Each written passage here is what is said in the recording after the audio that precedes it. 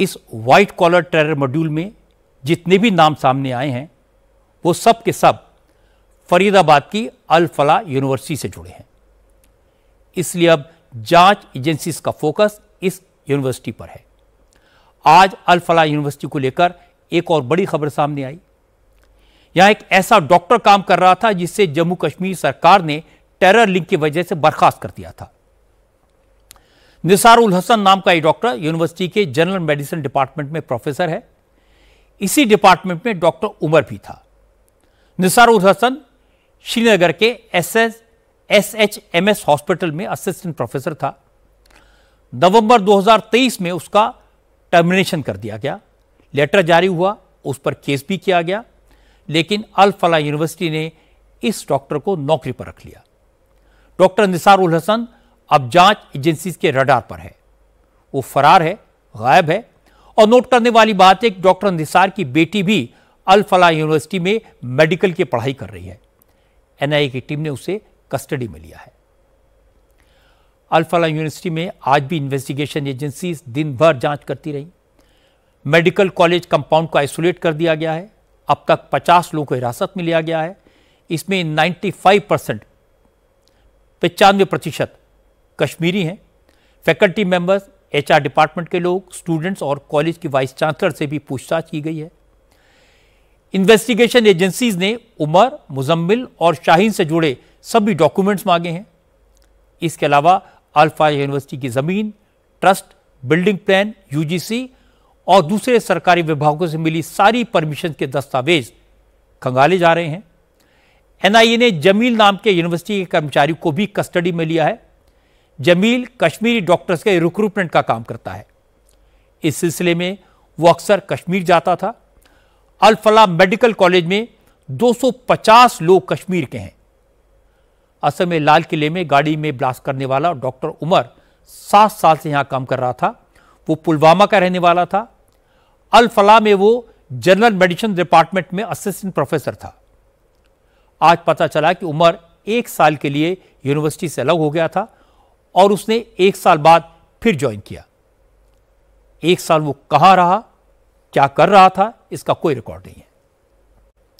Faridabad terror module का दूसरा आरोपी डॉक्टर मुजम्मिल 5 साल से इसी यूनिवर्सिटी से जुड़ा हुआ था।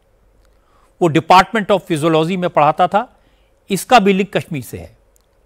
जबकि doctor Shaheen Saeed pharmacology department में असिस्टेंट प्रोफेसर थी। इंजीनियर डॉक्टर बनाने वाले संस्थान में आतंकियों को पनाह कैसे मिली? पाकिस्तानी हैंडल्स के लिए यह सेफ हेवन क्यों बना? इन्वेस्टिगेशन एजेंसीज हर पहलू से इसकी जांच कर रही हैं। मैं आपको उस यूनिवर्सिटी का थोड़ा बैकग्राउंड बता देता हूं। अल फलाह यूनिवर्सिटी की शुरुआत फरीदाबाद के मुस्लिम डोमिनेशन वाले धौज गांव में 1997 में हुई। शुरू में यह इंजीनियरिंग कॉलेज था। 2014 में इसे विश्वविद्यालय का दर्जा मिला। यूनिवर्सिटी के 76 एकड़ के कैंपस में 3 कॉलेज हैं। अल फलाह मेडिकल कॉलेज इसमें से एक है। यूनिवर्सिटी का मैनेजमेंट अल फलाह चैरिटेबल ट्रस्ट चलाता है। जवाद अहमद इस ट्रस्ट के चेयरमैन हैं। इस ट्रस्ट का ऑफिस दिल्ली के शाहीन बाग में है। यूनिवर्सिटी के बारे में कुछ और इंटरेस्टिंग बातें हैं। अल फलाह मेडिकल कॉलेज की शुरुआत कश्मीरी डॉक्टर्स के साथ हुई थी। शुरू में 12 कश्मीरी डॉक्टर्स थे, लेकिन बाद में इनकी संख्या लगातार बढ़ती गई। मेडिकल कॉलेज में 650 बेड का हॉस्पिटल है। 1 साल पहले आर्मी के एक रिटायर्ड ऑफिसर यूनिवर्सिटी के वाइस चांसलर थे, लेकिन उन्हें निकाल दिया गया। क्योंकि फिलहाल अल फलाह मेडिकल कॉलेज में मीडिया से जुड़े किसी शख्स को घुसने की इजाजत नहीं दी जा रही थी, इसलिए हमारी संवाददाता अनामिका गौड़ पेशेंट बनकर अल फलाह हॉस्पिटल में गई। अनामिका से इलाज का पैसा नहीं लिया गया। उन्हें बताया गया यहां इलाज, टेस्ट सब कुछ फ्री है, लेकिन हॉस्पिटल में सिर्फ खांसी बुखार जैसी हल्की फुल्की बीमारियों का ही इलाज होता है। अब जब हम यूनिवर्सिटी के अंदर गए, हॉस्पिटल के अंदर गए, तो हमने पाया कि ये भले ही एक प्राइवेट हॉस्पिटल हो, लेकिन यहाँ इलाज लोगों का फ्री में किया जा रहा है। हम भी गए, हमने एक पर्ची बनाई जिसमें डॉक्टर ने भी कंसल्ट किया और कुछ टेस्ट भी लिखे।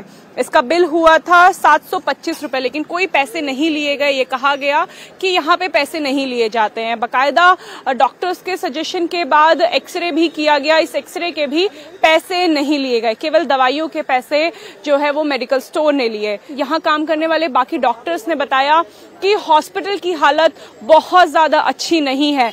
हॉस्पिटल में डॉक्टर्स को बहुत ज्यादा सैलरी नहीं दी जाती है। केवल 30 से 40 हजार की सैलरी में रेजिडेंट डॉक्टर्स यहाँ काम कर रहे हैं और जो स्टूडेंट्स हैं उन्हें भी पढ़ाते हैं। इस हॉस्पिटल में कोई भी सुपर स्पेशलिटी फैसिलिटी नहीं है, कोई न्यूरोलॉजी का डॉक्टर नहीं है, कोई कार्डियोलॉजी का डॉक्टर नहीं है। केवल हल्के फुल्के खांसी जुकाम के लिए रेजिडेंट डॉक्टर ही यहाँ पे इमरजेंसी में देखते हैं। पता चला कि अल फलाह ट्रस्ट के चेयरमैन जवाद अहमद सिद्दीकी ओरिजिनली मध्य प्रदेश के महू के रहने वाले हैं। वो ट्रस्ट के चेयरमैन के साथ साथ अल फलाह यूनिवर्सिटी के चांसलर भी हैं। जांच में सामने आया कि जवाद अहमद सिद्दीकी ने 1995 में 1995 में अल फलाह ट्रस्ट बनाया था, एक इन्वेस्टमेंट कंपनी भी शुरू की थी। महू के लोगों का आरोप है कि जवाद अहमद और उनके परिवार ने लोगों से कंपनी में पैसा इन्वेस्ट कराया, ज्यादा रिटर्न का लालच दिया। क्योंकि जवाद अहमद के फादर काजी थे, इसलिए लोगों ने उन पर भरोसा किया। लेकिन महू के लोगों का करोड़ों रुपए लेकर जवाद अहमद और उनका परिवार 25 साल पहले महू से भाग गया। लोगों की मेहनत की गाढ़ी कमाई डूब गई। अपोज में रहते थे मौलवी साहब, मौलाना अहमद अहमद, वो शहर काजी। यहाँ इन्वेस्टमेंट का काम करते थे और बचपन में उनको देखा है स्टूडेंट लाइफ के अंदर, जवाद वगैरह को। और उसके बाद में उन्होंने यह इन्वेस्टमेंट ऑफिस खोला था अल फलाह के नाम से।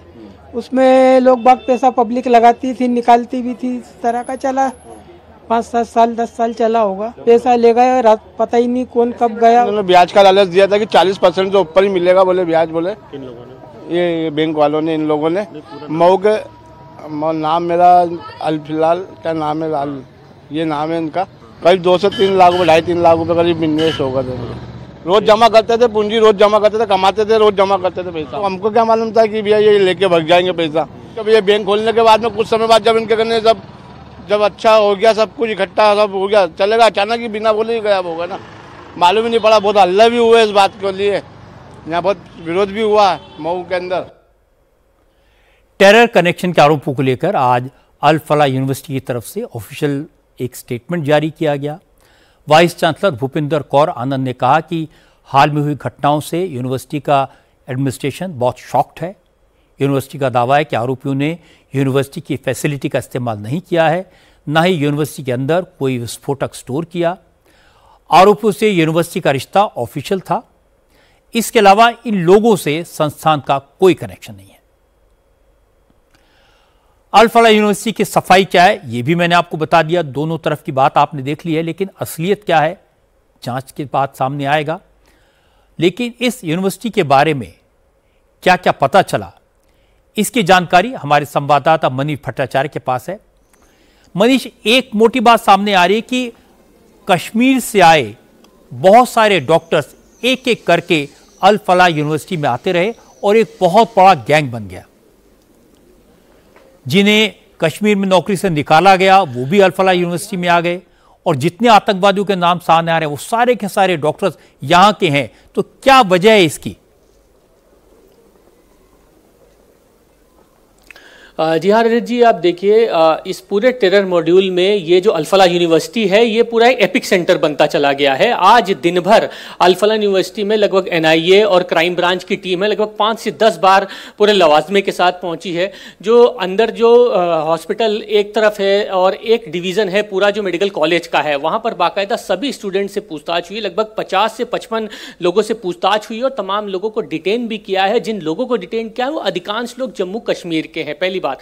दूसरी बात, जितने भी नाम सामने आए हैं इस टेरर मॉड्यूल में, चाहे वो डॉक्टर मुजम्मिल हो, चाहे डॉक्टर उमर हो, चाहे डॉक्टर शाहीन हो, चाहे अन्य जो भी नाम हो, वो सब के सब उनका कनेक्शन इसी यूनिवर्सिटी से है। यहाँ तक कि आज जो लाल कलर की जो कार मिली है जो कि डॉक्टर उमर की है, वो भी उसको भी यहाँ पर खड़ा करने वाला शख्स इसी यूनिवर्सिटी के अंदर काम करता है। इसके अलावा जो भी जहाँ पर मुजम्मिल के जो भी किराए पे घर थे या अन्य लोगों से पूछताछ हुई है, जहाँ जहाँ ये क्राइम ब्रांच और इन्वेस्टिगेशन की टीम गई है, वो सभी वो लोग हैं जो कहीं ना कहीं किसी तरीके से इस यूनिवर्सिटी में या तो काम करते हैं या तो ये जो टेरर मॉड्यूल से जुड़े हुए जो शख्स हैं जो गिरफ्तार किए गए हैं और जिनके नाम सामने उनसे जुड़े हुए हैं। तो कुल मिलाकर ये सामने आ रहा है कि जिस अल-फलाह यूनिवर्सिटी को आज तक के कोई नहीं जानता था, वो फरीदाबाद के एक छोटे से गांव धौज के अंदर इतना बड़ा सस्पिशियस एक्टिविटी में इन्वॉल्व था, वो अब उसकी परतें दिन पर दिन खुलती आ रही हैं। लेकिन ये जो कड़ियां यहां से लेकर कश्मीर तक के जुड़ रही हैं, इसमें यह माना जा रहा है कि सिर्फ अभी 4 या 5 नाम नहीं, बल्कि इन कड़ियों को जोड़ते हुए कहीं ना कहीं इन्वेस्टिगेशन एजेंसी। मनीष, आप निगाह बनाए रखिए, हम लगातार आपके संपर्क में रहेंगे।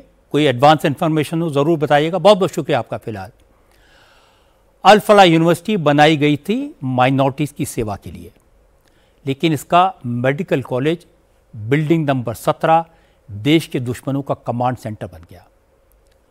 डॉक्टर मुजम्मिल का रूम नंबर 13 साजिश की प्लानिंग का अड्डा बन गया। फॉरेंसिक एक्सपर्ट्स ने रूम नंबर 13 से फिंगरप्रिंट्स और डिजिटल एविडेंस हासिल किया है। मेडिकल कॉलेज की लैब से केमिकल के सैंपल्स कलेक्ट किए गए हैं। पुलिस को शक है कि लैब से केमिकल्स और ऑक्सीडाइजर्स चुराकर थौज गांव के कमरों में स्टोर किए गए।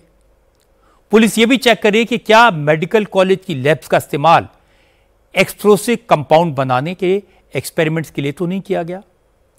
यहां अमोनियम नाइट्रेट के सैंपल्स मिले हैं और पुलिस को शक है कि अल-फलाह यूनिवर्सिटी का मेडिकल कॉलेज एक्सप्लोसिव बनाने के एक्सपेरिमेंट्स के लिए इस्तेमाल किया जा रहा था।